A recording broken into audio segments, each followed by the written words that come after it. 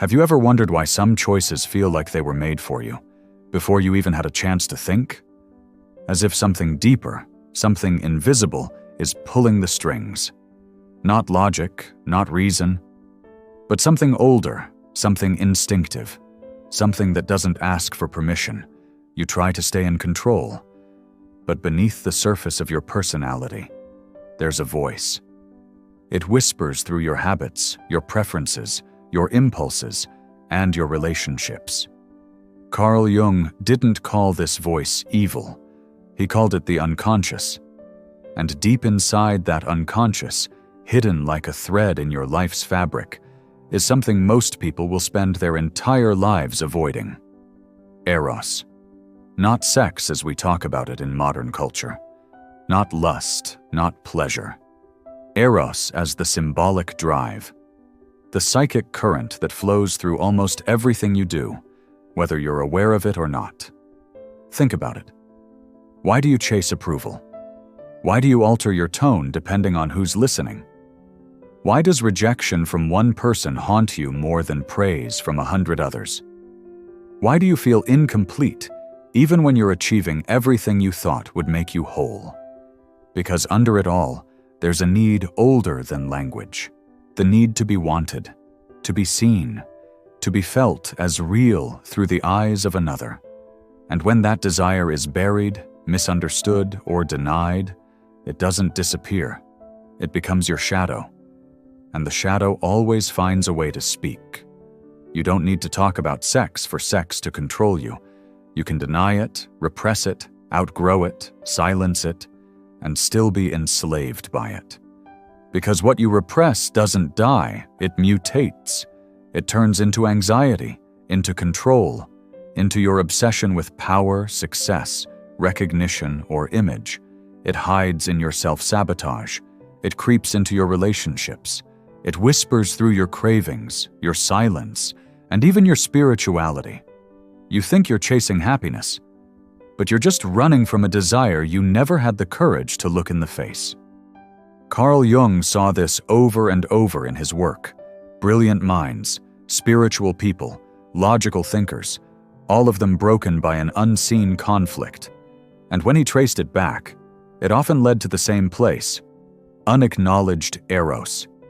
You see, Jung didn't view sexuality as just physical. He saw it as psychic energy, the fuel of transformation, not just the act, but the fire behind your creativity, your purpose, your deepest drives. And when that fire is locked away, it doesn't go out. It starts burning through you. Why do the same painful patterns keep repeating in your relationships? Why do you fall for people who hurt you? Why do you keep betraying yourself for attention or shrinking yourself to be liked? That's not bad luck. That's not weakness. That's eros in the shadow, steering your life while you pretend you're in control. You call it love. You call it just attraction. You call it destiny. But often, it's projection. You're not in love with them. You're in love with what they awaken in you, with the piece of yourself that they reflect, the one you've never claimed as your own. And that's why it hurts. That's why it destabilizes you. Because what you're really chasing is a part of yourself. And instead of integrating it, you attach it to them. They become your symbol, your mirror, your fix. And the more you crave them, the more you move further from your own center. Jung called this anima and animus, the unconscious inner masculine and feminine archetypes we carry. We project them onto others. And when we do, we confuse the image with the person. That's why some people feel like soulmates, but destroy you. You're not falling in love with them. You're falling into your shadow. And when that happens, you're not choosing anymore. You're reacting. You're trying to fill a hole with someone else's presence, when that hole was never theirs to fill. You don't fix that by suppressing it. You fix it by seeing it. Because what you won't acknowledge inside yourself becomes a ghost in your life. It takes over your dreams, your fears, your compulsions. It hijacks your goals and wraps your identity around validation. And it does all of this in silence.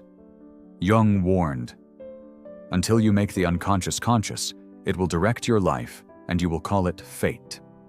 This doesn't just live in your love life. It lives in your ambition, in your hunger for approval, in the way you compare yourself to others, even when you pretend not to care. The problem isn't the desire itself. The problem is that you think repressing it makes you stronger, that ignoring it makes you spiritual, that hiding it means you've evolved. It doesn't. What you hide begins to rot, and that rot becomes the root of your anxiety, of your addictive cycles, of your perfectionism, of your panic when someone withdraws their attention. And when that pain builds, we don't look inward. We project it. We blame others. We chase fixes. We buy. We scroll. We obsess. But the wound doesn't go away, because we're not treating the real source. Jung understood this deeply. He saw patients with wealth, intelligence, talent, who still felt empty. Why? Because eros had been exiled. The very part of them that could lead to personal power and inner transformation had been turned into a secret, a shame. When eros is repressed, it starts to show up in other costumes: ambition, competition, status, spiritual superiority, even self-destruction. And the world celebrates these masks. It rewards the person who buries their chaos under clean routines and nice words.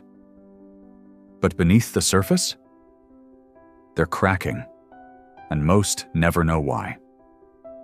Let me ask you something difficult. How many of your most important choices were driven by the desire to be desired?